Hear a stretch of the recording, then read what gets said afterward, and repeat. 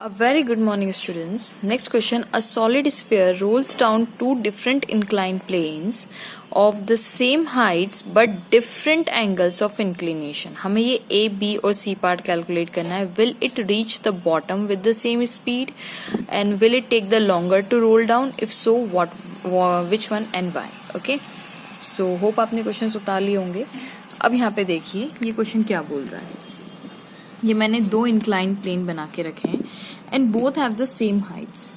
Okay, they both have the same height. अब let's say इसकी height भी कितनी है, h है. इन दोनों की हाइट मैं कॉमन बना देती हूँ, दैट इज h.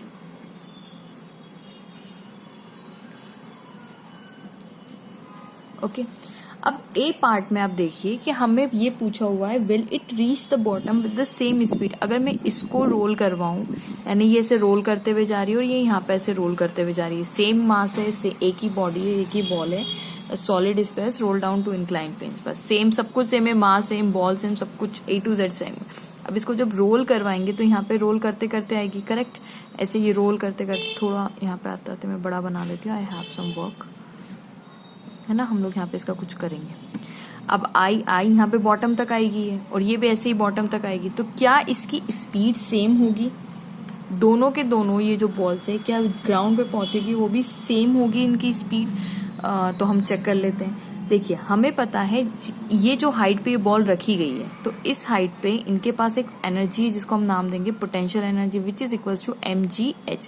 क्योंकि बॉल का मास सेम है, हाइट सेम है, सब कुछ सेम है, तो मास तो सेम होगा, h और हाइट भी सेम है. तो जब इनके पास सेम पोटेंशियल एनर्जी है और जब ये रोल होते होते आ रही है नीचे, रोल्स डाउन, तो जाहिर सी बात है इनकी यही पोटेंशियल एनर्जी काइनेटिक एनर्जी में कन्वर्ट हुई होगी, करेक्ट. और energy has to be conserve. तो हम ये बोलते हैं कि जब एट द बॉटम, जब ये बॉटम पे यहाँ पे पहुंच गई, इस जगह पे पहुंच गई, तब इनके साथ क्या हो रहा होगा बीच के अंदर. देखिए यहाँ पे इनके पास एक तो ये आगे भी बढ़ रही है, फॉरवर्ड भी मूव हो रही है, और दूसरा इनके पास रोटेशन भी है. तो इनके पास दो एनर्जी हो गई. कौन सी? एट द बॉटम, यहाँ पे पहुंचते पहुंचते इनके पास, यहाँ पे पहुंचते पहुंचते इनके पास ये देखिए आगे भी बढ़ रही है और रोटेट भी कर रही है. तो we have two types of energy, translation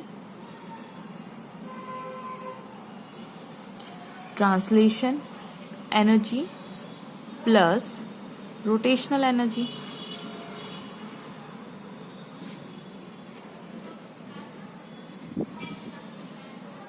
okay, अब ये ट्रांसलेशन एनर्जी कितनी होगी इसके पास? जाहिर सी बात है हाफ ऑफ mv स्क्वायर, क्योंकि ट्रांसलेशन एनर्जी आई कहाँ से? वेलोसिटी से आएगी इसके पास, ठीक है. और रोटेशनल एनर्जी इसके पास कहाँ से आएगी? तो आई ओमेगा स्क्वायर, क्योंकि ये रोल कर रहा है ना, विथ सम ओमेगा.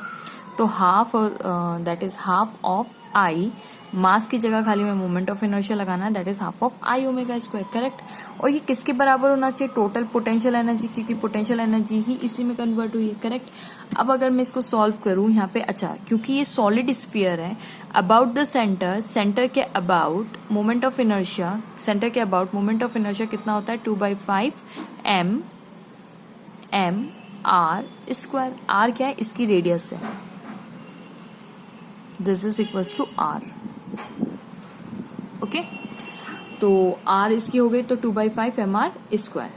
अब यहाँ पे mgh हम कैलकुलेट कर लेते हैं. यहाँ से हमें है ना वेलोसिटी निकल जाएगी.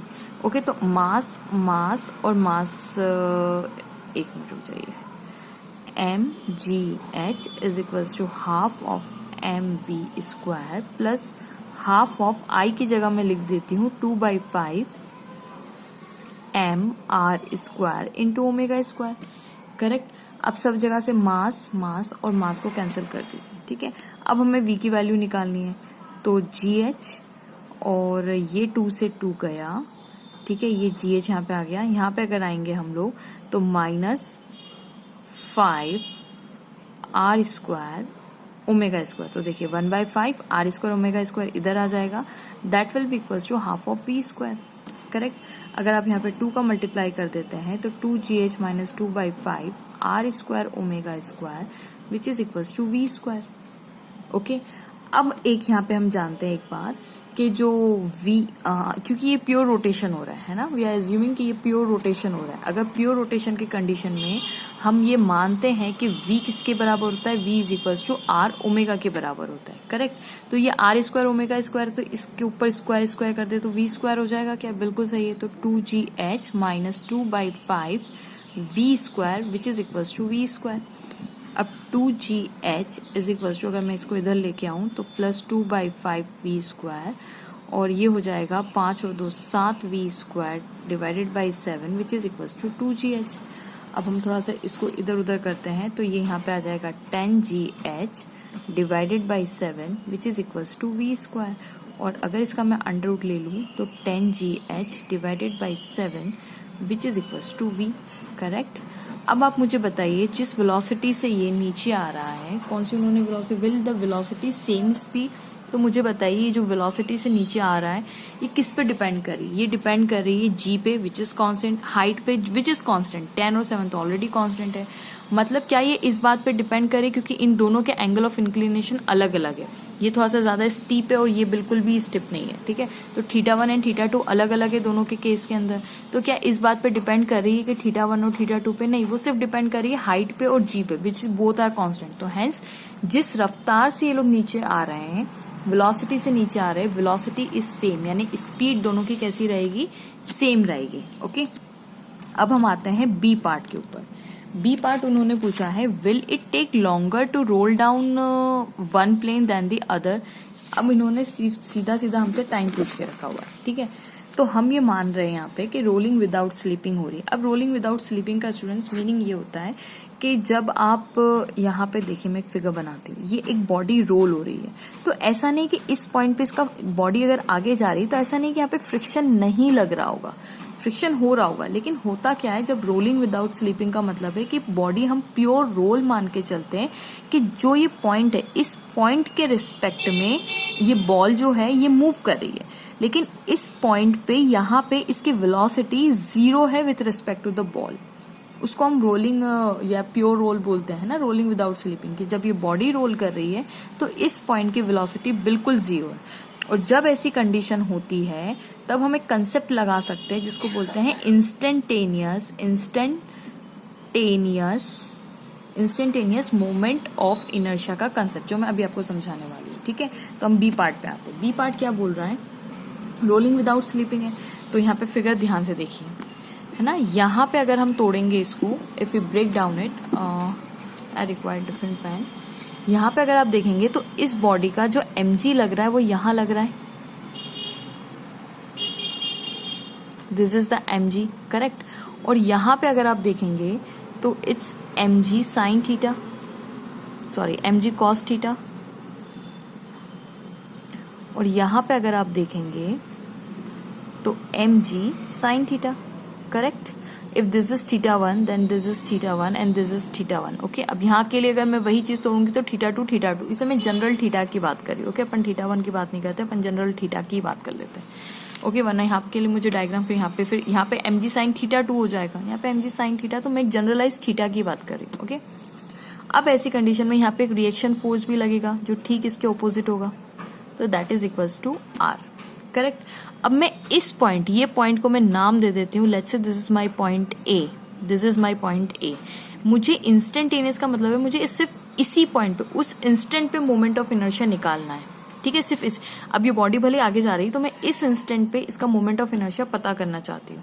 क्यों पता कर सकती हूँ, क्योंकि ये रोलिंग विदाउट स्लीपिंग की कंडीशन है, यानी प्योर रोल की कंडीशन है। प्योर रोल में हम ये कर सकते हैं बिकॉज ये वाली सरफेस इसके साथ मूव नहीं कर रही, इसकी velocity with respect to this is 0। तो चलिए हम कैलकुलेट करते हैं, कैसे करेंगे यहाँ पे। तो मोमेंट ऑफ इनर्शिया अबाउट, किसके अबाउट निकालना है मुझे, ए के अबाउट निकालना है। तो कैसे निकलता है, that is equals to moment of inertia about centre of mass, यानी ये बॉडी जब रोल कर रही है, ये रोल कर रही है तो ये इसका सेंटर है, ये इसका सेंटर है, तो सेंटर के अबाउट जब रोल करता है तो हमें पता है कितना होता है 2/5 mr square plus mr square मतलब, देखिए ध्यान से देखिएगा, ये ए पॉइंट है, this is my A point, ये ए पॉइंट, ठीक है। और एक मेरे पास ये वाला पॉइंट है, ये सेंटर ऑफ मास वाला, ठीक है। और एक मेरे पास ये वाला पॉइंट है, मुझे ए पॉइंट के अबाउट निकालना है। ये मेरा ए पॉइंट, ये रेड वाला जो पेन देख रहे हैं ये ऐसी जा रही है एक्सिस, ठीक है, और ये कहाँ से जा रहा है, ये सेंटर से जा रहा है, ठीक है। तो सेंटर के अबाउट मुझे पता है इस बॉडी का, और ये बॉडी रोल कैसे कर रही है, ये ऐसे रोल कर रही है, ऐसे ऐसे ऐसे करके रोल कर रही है, ठीक है, अबाउट द सेंटर ऑफ मास, ठीक है, ऐसे ऐसे करके आ रही हो, ठीक है। तो अब आप देखिए इसके अबाउट मुझे निकालना है, तो इसका और यहाँ तक का परपेंडिकुलर डिस्टेंस मुझे पता है विच इज आर। तो क्या यहाँ पे पैरेलल एक्सिस लगाते हैं, क्योंकि आई COM और आई मोमेंट ऑफ इनर्शिया, इसके अबाउट मुझे निकालना है, तो मुझे इसका और प्लस इसका डिस्टेंस चाहिए होगा। तो इसका यानी ICOM plus MR² which is equals to इसका कितना है 2/5 MR² होता है स्फीयर का about the centre, plus MR² होता है, ठीक है, MR² है ना यहाँ से। अब इसको थोड़ा कैलकुलेट करेंगे, then we will get 7/5 MR² that is moment of inertia about the A point. अब बस कुछ नहीं करना, हमें यहाँ पे लगाना है टॉर्क। हम जानते हैं टॉर्क की वैल्यू कितनी होती है, torque is equals to I alpha भी होता है, and torque is equals to और क्या होता है R क्रॉस F, और हम लिख सकते हैं क्योंकि इस R और F के बीच में एंगल जो है वो 90 डिग्री है ना, R क्रॉस F याद रखिएगा 90 डिग्री, ये R और F कितना है mg sin थीटा, तो इन दोनों के बीच में एंगल कितना होगा 90 डिग्री, तो RF कर दूं मैं डायरेक्ट, ठीक है, ओके RF। अब यहाँ पे आप सोच रहे होंगे कि ये टॉर्क अबाउट फ्रिक्शन भी अगर आप मैं बोल ही रही हूँ, तो देखिए जो फ्रिक्शन है ये यहाँ पे ऐसे लग रहा है और मुझे इसी एक्सिस के अबाउट चाहिए, तो क्योंकि मेरा फ्रिक्शन एक्सिस से ही पास हो रहा है, तो क्योंकि R 0 हो जाता है, तो देखिए या तो सिंपल सी बात है, अगर कोई भी फोर्स एक्सिस ऑफ रोटेशन से पास होता है तो उसका 0 होता है, तो फ्रिक्शन यहाँ पे अगर ऐसा भी हम मान के चल रहे हैं विच इज 0, उसकी वैल्यू ना केवल 0 है ना, तो अब फ्रिक्शन की हम बात ही नहीं करेंगे, फ्रिक्शन की वजह से टॉर्क कितना है, torque due to friction is 0, okay.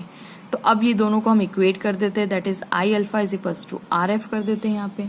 अब यहां से मैं निकाल लेती हूँ वैल्यूज, किसकी वैल्यू, अब मुझे पता है आई अपन ने अभी निकाला 7/5 MR², अल्फा कितना होता है आप जानते हैं, R into alpha is equals to होता है A के बराबर, करेक्ट। तो यहां से मैं अल्फा की वैल्यू निकालू, alpha is equals to A/R, तो into A/R which is equals to RF, correct. अब यहाँ से एक R से एक R कैंसिल हो जाएगा, और यहाँ पे F की भी वैल्यू हम रख देते हैं, तो 7/5 MR into A which is equals to R into F की वैल्यू कितनी, mg sin थीटा, याद रखिए हम जनरलाइज थीटा की बात करें, R से R भी गया, तो 7/5 M into A which is equals to mg sin theta, M से M भी गया, तो A की वैल्यू मेरे पास आ जाती है 5/7 G sin थीटा। देखिए एक्सेलरेशन जिस एक्सेलरेट कर रहा है, ये बॉडी जो एक्सेलरेट कर रही है आगे बढ़ रही है, तो इसका एक्सेलरेशन चेंज हो रहा है, ठीक है, ये देखिए इसका एक्सेलरेशन चेंज हो रहा है। अब अगर इसका एक्सेलरेशन चेंज हो रहा है तो किस बात पे डिपेंड कर रहा है, ये थीटा पे डिपेंड कर रहा है। अब आप जानते हैं साइन की जो वैल्यू होती है, साइन 0 होता है, ऐसे ही आप जाते जाएंगे तो साइन 90 की वैल्यू कितनी होती है, 1 होती है। इसका मतलब एंगल इंक्रीज करने पर साइन थीटा की वैल्यू बढ़ती है। अब मुझे आप बताइए कि इन दोनों में से एंगल किसका ज्यादा दिख रहा है, आपको θ2 ज्यादा दिख रहा है एज कम्पेयर टू θ1, आप देखिए ज्यादा स्टीप है तो इसका एंगल बड़ा बन रहा है, ये एक्यूट की तरफ ज्यादा जा रहा है, तो ये θ1, इसका मतलब हमें फिगर से पता है कि मेरा θ2 इज ग्रेटर देन θ1, तो इसका मतलब मेरा साइन, अगर यहाँ पे साइन दोनों अगर बात करूं मैं, तो sine θ2 is greater than sine θ1, theta पे डिपेंड कर रहा है। इसका मतलब A2 जो होगा वो 5/7, यानी एक्सेलरेशन ऑफ द बॉडी, ये स्टीप वाली बॉडी, ये मेरे 2 बॉडी, ये स्टीप वाली बॉडी और ये मेरी 1 जहाँ पे स्टीप नहीं है ज्यादा, ठीक है, एंगल ऑफ इंक्लिनेशन लगे, तो A2 की जगह मैं ये लिख दूं G साइन θ2, और A1 की जगह मैं लिख देती हूँ 5/7 G sine θ1, correct. θ2 is greater than θ1, यानी A2 अगर ये ग्रेटर है तो ये भी ग्रेटर होगा, इसका मतलब A2 is greater then A1, correct. तो अब हमारे सेकंड पार्ट सॉल्व होगा, will it take the longer to end which one and so why, तो बी और सी दोनों पार्ट में कंबाइन करके दे रही हूँ आंसर। तो आप देखिए एक्सेलरेशन होता क्या, एक्सेलरेशन होता है velocity upon time, change in velocity upon time, क्योंकि वेलोसिटी इज कांस्टेंट, तो बात आई टाइम और एक्सेलरेशन की। अब आप देखिए A2 है तो इसका टाइम भी T2 हो जाएगा, और A1 है तो वेलोसिटी इज कांस्टेंट है ना, तो ये हो जाएगा t1। अगर a2 बड़ा है तो इसका टाइम लेस होना चाहिए, a1 छोटा है तो इसका टाइम ज्यादा होना चाहिए, मतलब t2 is less than t1। हमारे पास आंसर आया। t1 किसका टाइम है, t1 किसका टाइम है, फर्स्ट वाली बॉडी, मतलब ये t1 इसका टाइम है, ये t1 टाइम है और इसका टाइम है t2 टाइम। तो मेरे पास आंसर आया कि t2 यानी t2 is less than t1, correct है। तो t1 यानी इस बॉल को, जो बॉल लेस स्टीप है, ये लेस स्टीप है, इसको नीचे आने में टाइम थोड़ा ज्यादा लगेगा और इसको कम टाइम लगेगा, मतलब ये जल्दी से नीचे आ जाएगी। याद है कि स्पीड सेम है लेकिन ये जल्दी से नीचे आएगी और ये थोड़ा सा टाइम लगाएगी। ओके, अब इसी चीज को मैं एक डिमॉन्स्ट्रेशन से परफॉर्म करूंगी, तो आप वो डिमॉन्स्ट्रेशन देखिएगा। उस डिमॉन्स्ट्रेशन में यही चीज बताई हुई है। मैंने कोशिश की कॉपी को, एक का एंगल ऑफ इंक्लिनेशन थोड़ा ज्यादा, एक का कम है, तो जिसका इंक्लिनेशन कम है, जिसका स्टीप ज्यादा है, मतलब जिसकी स्टीप ज्यादा है, उसमें टाइम कम लग रहा है और वो वाली बॉल जो ब्लू कलर की बॉल है वो जल्दी से नीचे आ जाएगी।